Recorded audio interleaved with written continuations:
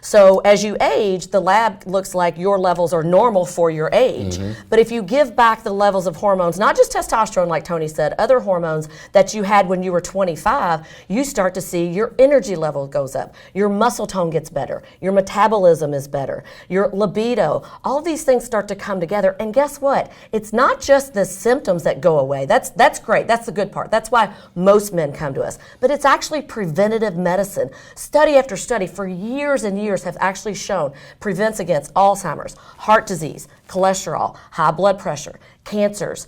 All these kinds of things will be is preventative when you get on the hormones. I know your cholesterol level went down 20-something points. It did. And I'll tell you another one that we don't talk about a lot is my estrogen level went up, which helped me. That is healthy for men. Men have more heart attacks than women do. Yes. Right? And estrogen helps with that, correct? Absolutely. Okay, so I needed a little bit more estrogen. If you look at some of my estrogen numbers before, they were really low. They were too low, okay? Estrogen is not bad for men. That's a good thing. Yeah, it's only bad if you start to have symptoms, which we can block a little bit of it. That's very rare, But the higher you can get your estrogen level levels, right. the better. Protects your heart, protects your brain.